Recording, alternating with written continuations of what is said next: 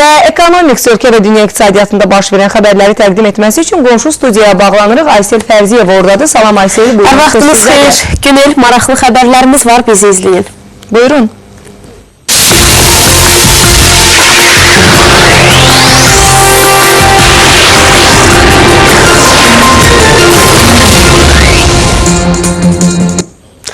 Ekonomiksə baxırsınız, Beynəlxalq Valyuta Fondu 2015-ci ildə Azərbaycanda ümumdaxili məhsulun 1,8% artacağını proqnozlaşdırır.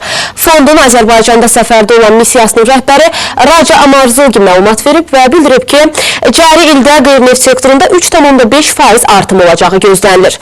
Bu il qeyri-neft sektorunda 6,5% artım olub. Ona görə də bütövlükdə iqtisadiyyatın 1,8% artacağı proqnozlaşdırılır. Amarzogi həmçinin deyib ki, bu il 8,5%lik qiymət artımı da gözlənilir və onun sözlərinə görə gələn il inflyasiyanın səviyyəsi 6,6% həcmində olacaq. Dövlət Neft Şirkətinin Türkiyədəki törəmə şirkəti olan Sokar Türkiyə Petkimdə sahib olduğu səhmləri satmaq fikrindən daşınıb. Bu barədə İstanbul Fon Birjasından məlumat verilib. Qeyd edilib ki, şirkət bu addımı maliyyə bazarlarındakı qeyri-müəyyənliklər səbəbindən atıb.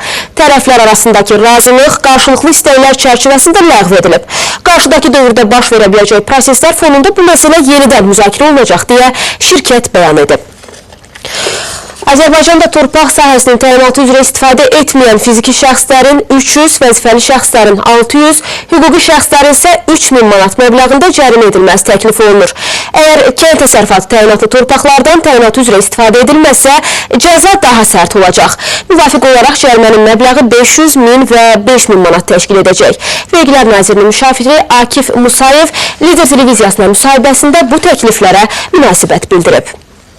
Torpaqlar istifadə olunmalıdır. Təkcə ona görə yox ki, torpaqlarda hansısa bir torpaqlar istifadəsiz qalan torpaqlar eroziya məruz qalır, şoranlaşır. Gələcəkdə onun o təsərrüfat dövriyyəsinə qoşulması çox böyük çətinliklər yaradır. Ona görə də bugün o istifadəsiz torpaqların istifadə olunması çox vacib məsələdir. Və bu da təkcə ondan yox ki, elə tapşırıq və sözsüz ki, müəyyən iqtisadi mexanizmlərin təsiri də olmalıdır. Bu mənada olan addımlardır. Türkiyədə keçirilən parlament seçkilərindən sonra ilk iş günü Türkiyə milli valyutası lirə, dollar və avroya qarşı rekord səviyyədə zəifləyib. Dünən gecə 2,79-u aşaraq rekord qıran dollar bu səhər 2,80-i keçərək rekordunu yenidən yeniləyib. Dollar Türk lirəsi qarşısında təxminən 5% dəyər qazanıb. Elə avroda 3 liranı keçib, Türkiyə Mərkəzi Bankı isə lirənin dəyərdən düşməsinin qarşısını almaq üçün müdaxilə edib. Bank valyuta rezerv dərəcəsini dollar üçün 4%-dən 3,5%-ə, avro üçün isə 2%-dən 1,5%-ə qədər aşağı salıb.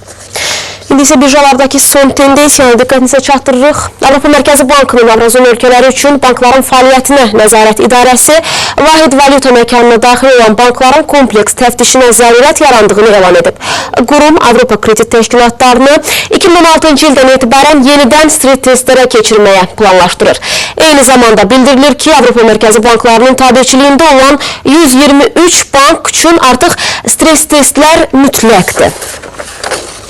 Son araclarda bütün markalardan olan neft ucuzlaşır. Amerikanın New York əmtia birjasında hərraca çıxarılan light markalı qara qızıl 58 dollar 74 sentə təklif edilir.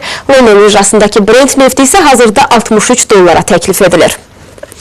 Qiymətli metallar bazarında dinamika müxtəlif istiqamətlərə dəyişib, belə ki, qızıl az da olsa bahalaşa bilib, onun bir unsiyası 173 dollar 72 sentdir, gümüş də dəyərini artırıb və indi bu metal 16 dollar 11 sentdir, palladium, mis və alüminiumsa bugün ucuzlaşıblar. Bütün qiymətli kağızlar qırmızı zonada qərarlaşıblar. Amerikanın qiymətli kağızlar bazarında ucuzlaşma var. Yaponiyanın Nikkei 225 indeksi eyni tendensiyanı nümayiş etdirir. Avropa birjalarında da bütün səhmlərin dəyəri aşağı düşüb. İndi avro dollar 1,10-də 1125'dir, dolar yen 125,35'dir, funt sterling dollarsa 1,10-də 5238'ə mübadilə olunur. Azərbaycan manatının digər valyutalara nisbətən Mərkəzi Bankın müəyyənləşdirdiyi sonuncu məzəmmələr isə belədir. İndi 1 dollar 1 manat 5 qəpikdən cüzi ucuzdur, 1 avro 1 manat 16 qəpik yarımdır, Rusiya rublu 2 qəpiyə yaxındır, Türk lirəsinin məzəmməsi isə 38 qəpiyə dəyişdirilir.